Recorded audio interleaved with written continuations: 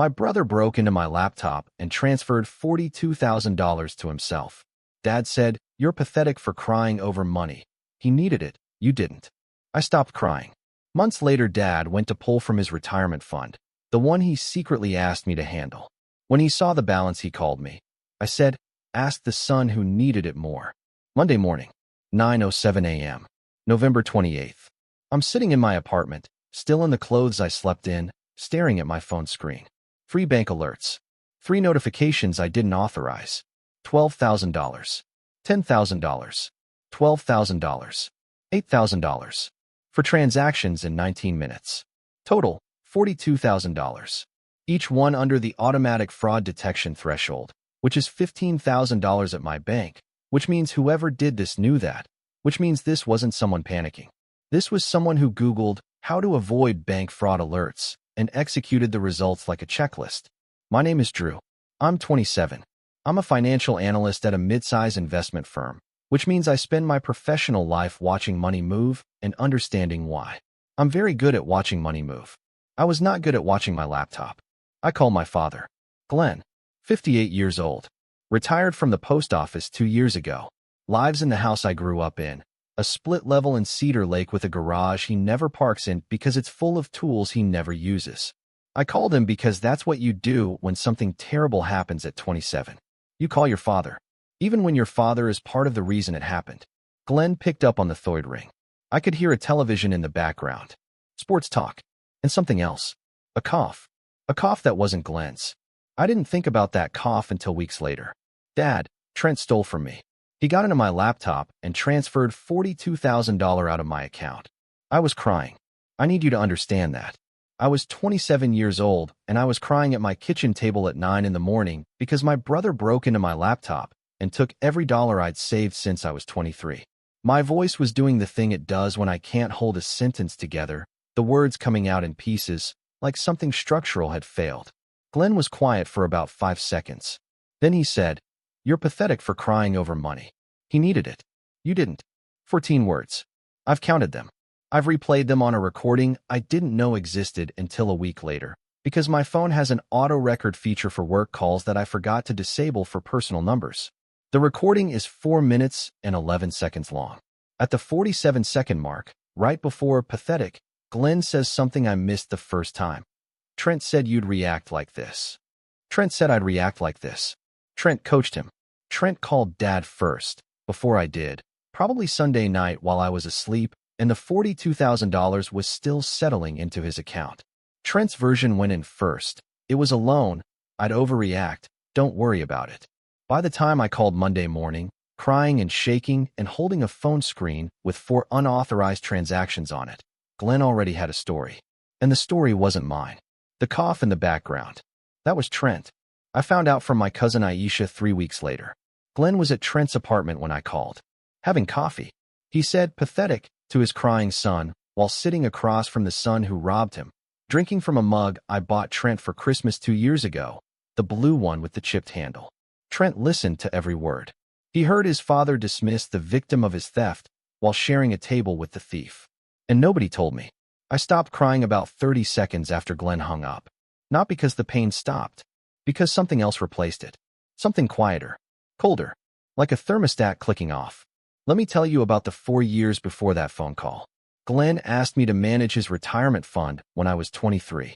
I'd just started at the firm, 3 weeks in, still learning where the good coffee machine was, 3rd floor, behind the printer. Nobody tells you this on orientation day, because it's a power secret the senior analysts guard like state information. Glenn came to my apartment with a folder of statements from his 401k that he'd rolled into an IRA after retiring. He sat on my couch, which was a futon at the time because I was 23 and futons are what 23-year-olds sit on when they haven't admitted to themselves that they're going to live past 25 and might need lumbar support. And he said, "You understand numbers, Drew." "I don't. I need someone I trust." He said, "Trust. I'm going to need you to hold that word for a while. It's going to get heavy." The fund was $215,000. A life's worth of postal service paychecks, deposited steadily for 30 years. Glenn never earned more than $62,000 in his best year. He drove the same truck for 11 years. He ate the same lunch every day, ham on wheat, No mustard, apple on the side. A routine so rigid that when the deli near the post office closed, he drove an extra 15 minutes to a different one rather than change the order. $215,000 in retirement savings on a postal worker's salary is not luck.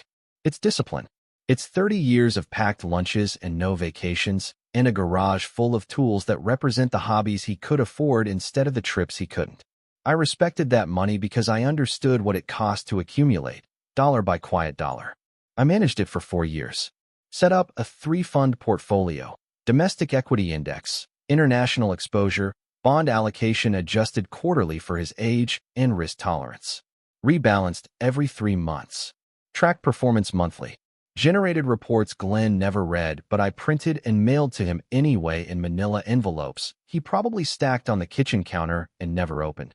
Because I'm the kind of person who generates and mails reports, which is either professional or compulsive, and the line between those two things is thinner than most people think. The fund grew from $215,000 to $310,000. I outperformed the market benchmark in 3 of 4 years. Saved Glenn roughly $18,000 in advisory fees by self-managing. Generated $95,000 in growth. Zero cost to him. Not discounted. Zero. In 4 years, Glenn logged into the account exactly 0 times. He doesn't know the password. Doesn't know the platform. Doesn't know what an index fund is or why bonds matter or what happens to a portfolio when nobody rebalances it during a market correction. He handed me his entire retirement and never once checked, questioned, verified, or even asked. He trusted me completely with his financial future. Completely. And then he called me pathetic for caring about my own. Now let me tell you about Trent. Trent is 30, 3 years older. He has the kind of charisma that makes interviewers say, "When can you start?" And then, 6 months later, makes managers say, "We need to talk about your attendance." He's been fired from 3 jobs, a car dealership, attendance, a warehouse, attitude, and a marketing firm, expense report fraud, though the family calls it a billing disagreement, because we rename Trent's problems the way countries rename wars. He owes money to everyone. $2,400 to his friend Deshaun, which he calls a misunderstanding. $1,800 to Aunt Denise, which he calls pending. And $31,000 to a private lender, which he doesn't call anything because nobody was supposed to know about it. When Trent was 19 and I was 16, he taught me to drive stick shift in a parking lot behind a grocery store. Saturday afternoon. Hot. The car smelled like the vinyl seat covers he'd bought at a gas station that morning because the original seats had a stain he was embarrassed about. I stalled the car 11 times. He didn't yell. Not once. He said, "Feel the clutch. Don't think about it. Just feel it." I drove home that night, lurching through 3 intersections and grinding the gears on a left turn that the car still hasn't forgiven me for, and Trent sat in the passenger seat with his hands on his knees, not bracing, not grabbing the dashboard, just sitting there, letting me learn. That's the bravest thing anyone in my family has ever done. That's the Trent I look for. Every time. In every room. At every Thanksgiving. In every phone notification. I look for the 19-year-old who sat in the passenger seat and let me grind the clutch without flinching. I don't find him very often. Glenn's favoritism wasn't violent or dramatic. It was ambient. Like a sound you stop hearing because it never turns off. Trent got bailed out. I got trusted. Those sound similar, but they're not. Getting bailed out means someone sees you drowning and jumps in. Getting trusted means someone sees you swimming and hands you more water to carry. Every financial mess Trent made was cleaned up by Glenn. Every financial success I built was given back to Glenn to manage. The difference is that Trent's messes were forgiven and my successes were consumed. Here's what Trent did, technically. He tried to access my laptop 3 times over the holiday weekend. I didn't know this until the bank's fraud investigator pulled the login records. Friday 11 p.m., failed. I was awake. Saturday 3 a.m., failed. Laptop was in my bedroom. Sunday 2 p.m., success. I was outside. He had 22 minutes.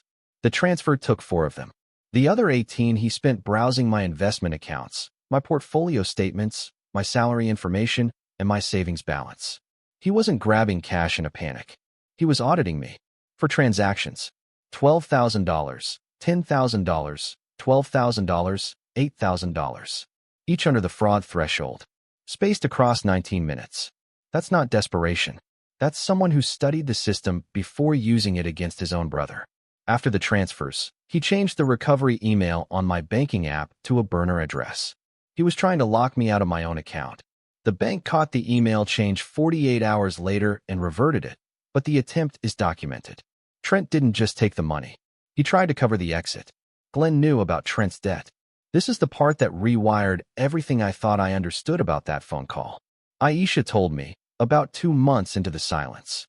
Trent owed $31,000 to a private lender, the kind who charges 22% and sends people to your workplace if you're late. Glenn had known for 2 months before Thanksgiving. He knew the amount. He knew the lender.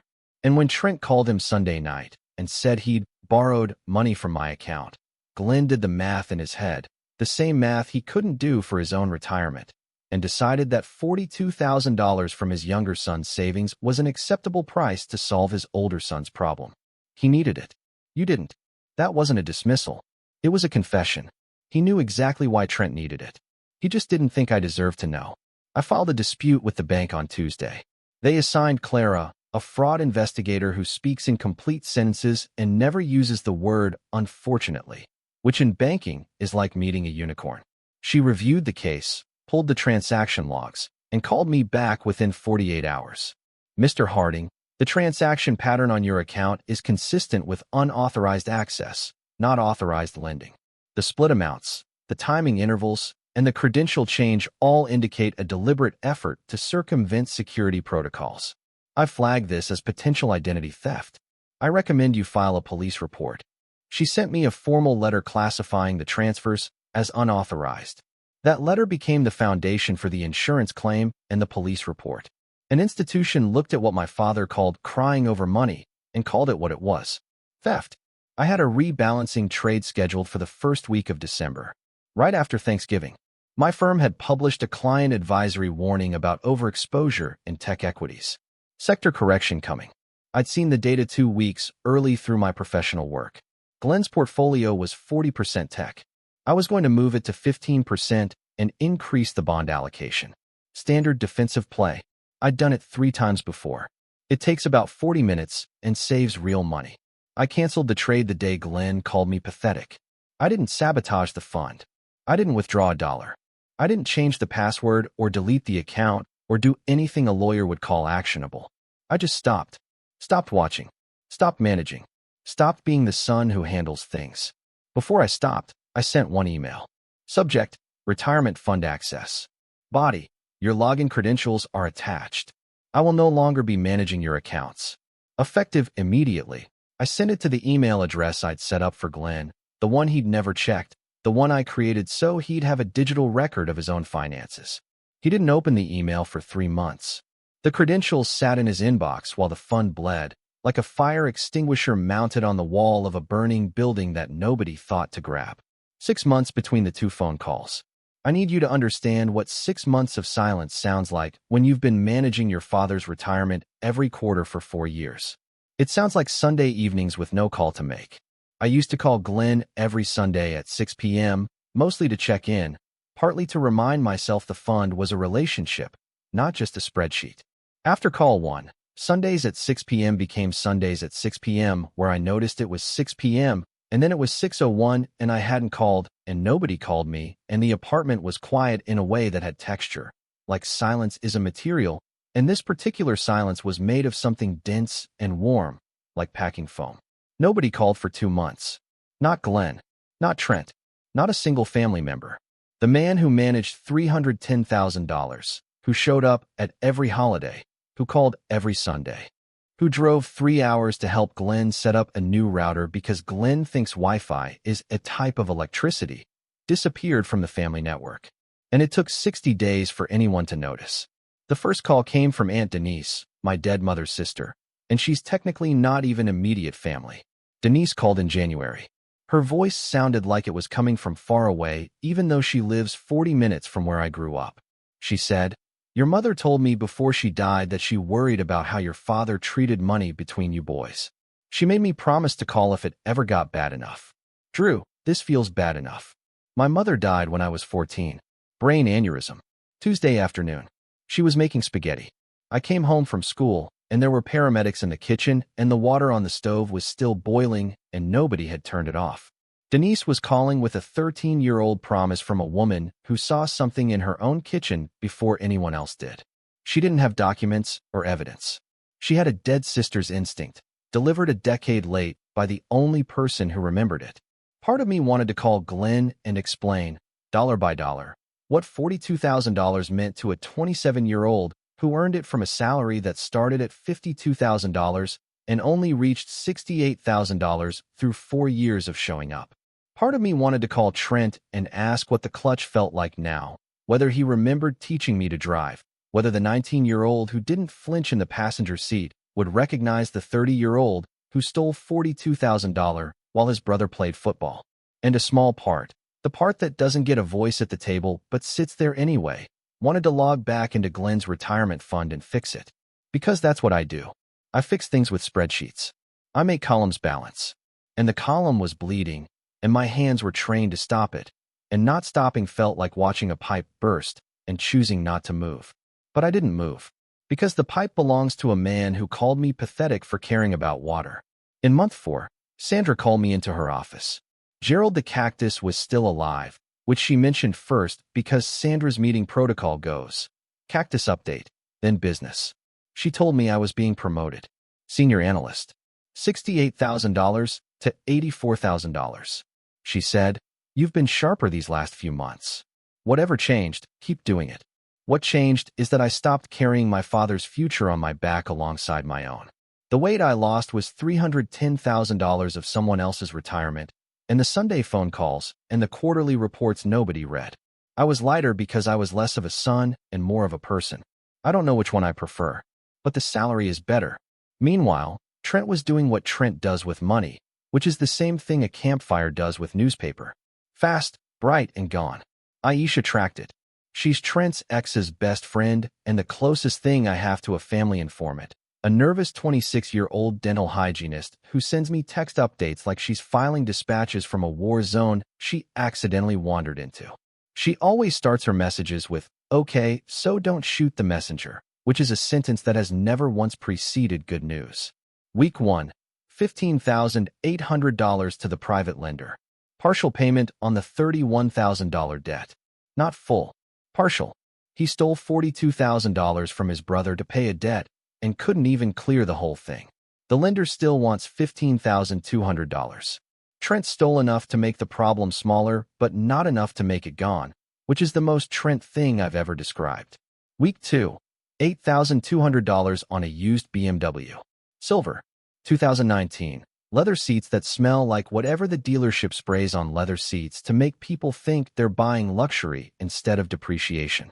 This is a man who stole from his brother to escape a loan shark and then bought a car. Because that's what you do when you've been broke for so long that having money feels like a costume you need accessories for. Week 3, $3,400 bracelet for Keely, his girlfriend, a woman who works at a tanning salon and posts inspirational quotes over sunset photos, and once told Aisha that budgeting kills the vibe. Aisha sent me the receipt photo from Keely's Instagram. Timestamped the Monday after Thanksgiving. My savings on a wrist in a selfie with a caption that said blessed. I looked at that photo for about 30 seconds. Then I closed the app. I didn't throw the phone. I didn't scream. I turned the screen off and stared at the ceiling and counted the tiles because counting is what I do when the world stops making sense and the numbers are the only thing that still adds up. Weeks 4 to 8. $6,100 on restaurants, clothes, a weekend in Vegas that Aisha described as aggressively mid. Weeks 9 to 16. $8,500 on rent and crypto. The crypto was a coin called something I won't repeat because giving it attention feels like watering a weed. It lost 60% in 2 months. $42,000. Gone in 4 months. BMW, bracelet, Vegas, crypto, and a partial debt payment that didn't even close the tab. Nothing built. Nothing saved. Nothing grown. The money that Glenn said Trent needed funded a 16-week lifestyle that evaporated the way all of Trent's money evaporates, quickly and without leaving anything behind except receipts. Keely left in month 5. Aisha's text, verbatim. Okay, so don't shoot the messenger, but Keely dumped him after his card declined at a sushi place. She said he promised things were changing. He promised with your money, and it still wasn't enough. The bracelet outlasted the relationship by about 3 weeks. Then Trent called Glenn, asked for $5,000. Glenn, the man who called me pathetic for crying about $42,000, gave Trent $5,000 from his personal savings. Without hesitation, without conditions, without irony. The cycle didn't need me to keep spinning. It had its own engine. I just stopped being the fuel. The correction hit Q1. Right on schedule. My firm published the advisory in December. Tech sector overexposed. Correction incoming. Every analyst at my level saw it. I saw it from my new desk with my new title and my new salary in my hands on a keyboard that managed zero retirement funds for zero fathers who had called me zero helpful words. Glenn's portfolio was still 40% tech because nobody moved it. The rebalancing trade I canceled in December, the one that would have shifted to 15% tech and increased bonds, would have saved approximately $29,000 in losses. That single unmade trade, the one I canceled the day Glenn called me pathetic, accounts for more than half of the total fund decline. One sentence, one canceled trade, $29,000. Without monitoring, without rebalancing, without anyone watching, the fund dropped from $310,000 to $263,000. $47,000 in total losses. More than Trent stole from me. The theft cost me $42,000. The word pathetic cost Glenn $47,000. I know which number I think about. I know which one Glenn thinks about now. $263,000. That number matters because Glenn told me once, years ago on the futon, when the fund first hit $270,000. If it stays above $270,000, I can retire at 62. That's the number. He's 58. The fund is $263,000. His retirement just moved backwards. The $270,000 milestone he planned his future around is gone. 4 years of free professional management, $95,000 in growth, $18,000 in saved fees, wiped out in 6 months of neglect. Not by a crash, not by fraud, by absence. My absence. The absence he asked for when he said pathetic and chose the son who needed it more. I filed the report in month 3. The $42,000 crosses the felony threshold in our state. A detective called Trent. Trent said it was a family loan. The detective asked for documentation, a signed agreement, a text confirming the arrangement, an email, anything. There was nothing, because it wasn't a loan. It was 4 transactions in 19 minutes while I was playing football and not watching my laptop. The detective also called Glenn. Standard procedure in family theft cases. Glenn told the detective. It was a misunderstanding between brothers. The detective asked, "Did your son authorize the transfer?" Glenn paused. Then, not exactly. Not exactly is not yes. Glenn couldn't lie to a detective the way he could lie to himself. His own words, spoken to a law enforcement officer who was writing them down, failed to protect Trent. Not exactly is the sound of a man whose narrative only works inside the family and collapses the moment an institution asks a direct question. The bank insurance covered $28,000 as unauthorized electronic transfer. The remaining $14,000 was classified as access through known credentials and denied. I got $28,000 back. Trent owes $14,000 that nobody will ever collect. But $28,000 meant I wasn't starting from zero. I was starting from $28,000 in a new city with a promotion and a portfolio to manage. My own. Call 2. May 14th, 6:22 p.m. 6 months and 16 days after call 1. I'm in my apartment.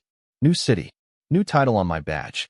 The apartment has 2 monitors on the desk, positioned at the angle my ergonomics training recommended, which Sandra made everyone complete because she said posture is a leadership quality, and nobody argued because Sandra also signs paychecks. A good chair I bought with my first senior analyst check because Sandra told me a good chair is the difference between a career and a back problem. And Sandra has never been wrong about anything except the time she predicted Gerald the cactus would flower by March, which it didn't, because Gerald is a cactus and doesn't operate on Sandra's timeline. Kitchen where I cook most nights. Chicken and rice, mostly. Sometimes pasta. I eat at the table because eating on the couch feels like giving up, and I've already given up enough things this year. The phone rings. Glenn. I look at the screen. His name. Not Dad. I changed it to Glenn in December. Takes about 4 seconds to change a contact name. Feels like signing a document that nobody asked you to sign, but the signature is yours and the ink is permanent. I almost don't pick up. My hand hovers. The phone vibrates against the table, that buzzing sound that I've started to associate with a very specific kind of dread, the kind that sits between your ribs and doesn't move, like a stone someone placed there carefully and balanced and left. The phone buzzes twice. 3 times. I pick up on the 4th. Because this is the call I've been waiting for without admitting I was waiting for it.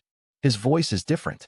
The voice from call 1 was casual, dismissive, performing authority from a kitchen table while his other son listened. This voice is something else entirely. Thin. Fragile. The voice of a man looking at a number that used to be bigger and doesn't understand why it shrank, because he never understood how it grew in the first place. Drew. Something's wrong with my retirement. The balance is. I don't. It was $310,000. It says $263,000. What happened? He found the login credentials. 3 months after I sent them. He finally opened the email, the one I'd sent to the account I set up for him. The email address he'd checked approximately never, because email is something Glenn views as a fad that got out of hand, which is a direct quote from Christmas Dinner 2022. He finally typed in the password. He finally looked at the account he'd trusted me with for 4 years and never once verified. And the number on the screen was $47,000 smaller than the number he'd been carrying in his head, like a life raft he never tested for leaks. I was sitting at my kitchen table, feet flat on the floor, takeout cooling on the counter.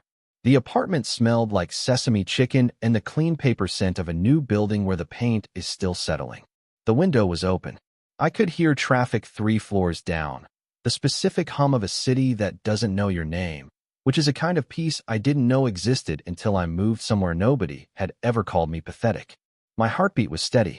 My hands were still. My voice, when I spoke, was not angry, not cold, not performed. It was the voice of a man who stopped crying 6 months ago and replaced the tears with math, and the math was clear, and the math said this was coming, and the math was right. Asked the son who needed it more. 9 seconds of silence. I counted them the way I count everything, automatically, compulsively, the way a financial analyst counts, because counting is how we translate chaos into something we can hold. 9 seconds. Each one was a different room in the house I grew up in. Kitchen where Glenn ate his ham sandwiches. Living room where Trent watched football while I did homework at the dining table. Garage full of tools. My old bedroom, the small one. Trent's old bedroom, the bigger one with the window, the one I asked for when I was 13 and was told Trent needed it because he was older, which is how everything worked in that house. Older meant more. Charming meant more. Struggling meant more. I meant the numbers on a spreadsheet nobody read. Glenn said, "I need your help." Same words. Same exact construction. 4 years ago, on the futon, "I need someone I trust." Now, on the phone, with a $47,000 hole in his future, "I need your help." The sentence hadn't changed. The man saying it hadn't changed. The only thing that changed was the son hearing it. I said no. 1 word. 2 letters. The shortest sentence in this entire story and the one that took the longest to earn. 4 years of quarterly rebalancing, $95,000 in growth, $18,000 in saved fees, 14 words that included pathetic for minutes and 11 seconds on a recording I didn't ask for, and 6 months of a phone that didn't ring. All of that, compressed into 1 syllable. I hung up, put the phone face down on the table. The screen went dark. The sesame chicken was getting cold. I ate it anyway. Cold sesame chicken at a kitchen table in a city where nobody knows my father's voice or my brother's debt or the word that emptied a retirement fund. I ate the whole container. Washed the fork. Put it in the rack. Glenn hired a financial advisor the following week. Professional. Licensed. The kind of person who wears a suit to work and has a framed Series 65 certification on the wall and says, "Let's look at your risk tolerance," in a voice that costs money. The advisor charges 1.35% annually, roughly $3,500 on the current balance. His first move was to rebalance the portfolio.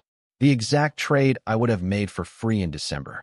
The exact allocation I'd been managing for 4 years without charging a penny.